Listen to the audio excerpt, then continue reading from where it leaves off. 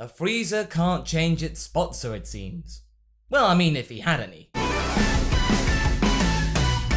That's right everyone, Dragon Ball Super episode 95 is here and, oh don't worry guys, Frieza is just as bad as ever. The wickedest, the most evil, Frieza's Rampage. Frieza's cruel, he's wicked, no! Where we last left off, Frieza had just transformed into the most beautiful, destructive and most bishoujo form ever, seemingly using the entire budget of the Resurrection epoch of Super, so it seems. Barber and the Ghost just stand there, staring in fear, as their animation budget has been used to fuel Frieza's potential rampage. That Ghost is positively tapped dry. I told you, that guy that Frieza shot is not dead. At least not yet. And it seems like somebody's really fallen in love with the glow effect on Frieza. Just call me Golden Frieza. Clearly these fools have no idea who Frieza is, and they're not good at keeping secrets either. Goku calls out to them saying, "You're from another universe, aren't ya?" And the guys say, "I don't know, can't say." And then another guy says, "But our universe is much greater than Universe 7's, yeah." So within the space of a sentence, you just confirmed that you are from another universe, even though you said that you might not be. Bravo guys. Their next tactic is to try and manipulate Frieza and get him to be distracted by them so he doesn't take part in the Tournament of Power. They can provide him much more entertainment, and at first, Frieza seems to actually agree with them. Because, oh yes, they will be much good sports. I think Frieza's gonna have his cake and eat it, with, dare I say, a glass of rosé. Goku for once is reluctant to fight. Ooh, that's a shocker. Goku then turns to Frieza, remembering that the golden form tapped out Frieza's stamina as something fierce, and that if he's not careful, he'll run out of energy before the tournament starts. But Frieza doesn't seem to mind. Oh, okay. Has he been training for more than 4 months this time? He just thought really hard, and then he managed to sort it out. That's right, kids. If you just think really hard, then you too can become golden. He has become True Golden Frieza. Does that mean that when Goku masters Super Saiyan Blue, he'll become True Blue? I actually kind of like the name True Golden Frieza. It's not that bad.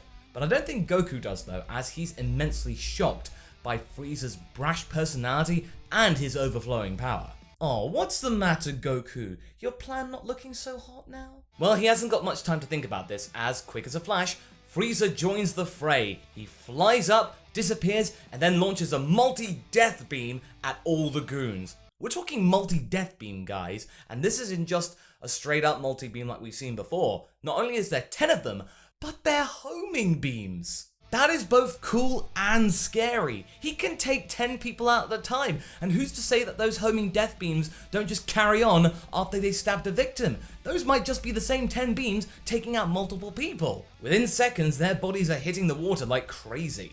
Goku is panicked at not only not getting a chance to fight these goons, but also seeing Frieza take them out so mercilessly. But I think it's got mostly something to do with the fact he's not getting a look in. Although actually, instead of this just being bravado, Frieza actually follows through and takes out the remainder of the men just as easily, as well as stealing attacks from Fists of the North Star. Whoa, okay. The only thing missing here is Frieza saying, "You're already dead." But I guess he kind of already said that earlier, only not so snappily. The remainder then turn their attention to Barber and the Ghost, thinking that they can get themselves a hostage and hold them to ransom. But they forgot about Goku's power, because his is mighty too. Goku then goes up to Frieza and slaps him figuratively on the wrist by saying, "No, Frieza, that's a bad Frieza! Bad ice demon mutant guy." While the two of them are bickering, the ringleader of the entire gang is charging up an energy attack, but it doesn't seem like it's his own energy, as we then cut to a flashback. Oh no, not this guy again! Sidra has provided a fraction of his own godly destructive power, just in case anything happens, so it's a good countermeasure. The best part about this is that there is no remaining evidence. No one goes to the other world, no one goes to heaven or hell, they're just destroyed, wiped from existence. It is a completely clean getaway. What Sidra's basically doing is a long-distance Hakkaiing. However, his sneak attack has proved fruitless because Frieza's known all along that this guy was coming up to him charging an attack. He welcomes it with open arms. Literally, as if he's actually about to give the brute a big but deadly hug. The goon then throws it. Oh no, Frieza's about to be destroyed. Oh no, it misses, and then he blasts it over his shoulder. But then, oh my god, there was another attack. Oh no, this is gonna hit Frieza. No, okay. Actually, and quite amusingly, Frieza knocks it out of the goon's hand before he can even throw it. That was actually pretty funny. Third time lucky? How much energy did Sidra give this guy? This guy looked petrified to even touch the first ball. So how could he even then just manipulate it into 3 different energies and actually master it within the space of, I don't know, like 20 minutes or something like that? This is just insane training. Did he go to the same school that Frieza did in terms of training on the quick? However, this time Frieza isn't so fortunate because one comes up right from below the water and actually strikes him. And we get the dramatic like Frieza is starting his own engine or something. He is overwhelmed by the power, which seems to sting like a mother. Psych! Frieza was only teasing. But I must admit, he did get me good. He seemed genuinely on the ropes there, so very good acting. He must have learnt that too while he was in hell. I bet he learnt that in like 30 seconds or something. What gave me an even bigger chill is the fact that Frieza not only escaped the blast and actually hold on to his own being, but he's also able to push the energy back in on itself as if it was relatively nothing. I mean, it's a challenge, but he can do it. That was crazy. He can manipulate God Ki, and it's not even his own. In the face of death, the goon then does admit that this came from Sidra, but it's too late. This guy is dead. He's shot through the heart, and he's to blame. He gave his job a bad name. Goku really doesn't know what to think right now. He's in 2 minds. On one hand, he's found an incredibly strong fighter to join the Universe 7 team. But on the other hand, he's found a guy he can barely control. Yeah, but he can't really think about this too much because before he knows it, he is indeed trapped inside the God Ki that Frieza took. Guys, I told you in my video earlier this week, they should have just picked Perfect Cell. This would have been much less hassle. Frieza just betraying them like that, Cell wouldn't have done that. And as Goku is almost frying himself to death, we then bizarrely cut to the stadium being built for seemingly like the 5th time. Oh no, actually it's done this time, guys. It's actually done. The Grand Priest is ready to show it off to the Omni Kings, and they they wait their final thoughts. And ultimately, they like it. They like it so much, in fact, that they give the old GP some candy. Ooh, that looks like rare candy.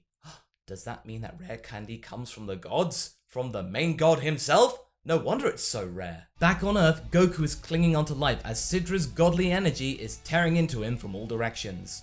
Frieza laments the fact that Goku is just as soft as ever, and because of this, he feels like he needs to teach the Saiyan a lesson, so that means he becomes not as soft. But instead of a lesson, it's more like a game, just like old times. The game is called Who Can Escape Certain Death the Fastest? You lose, you die. No pressure there. One Mook then agrees to tell Frieza everything, but Frieza's past that right now. He just wants to kill and assault everyone's glue barks just because. Meanwhile, Sidra and Ro are frustrated at the fact that it's taking these guys so long to report back. Oh guys, you have no idea what just happened. But it's okay though, we get to see Ro angry and fearful. But wait, Frieza doesn't want to rat out the gods just yet.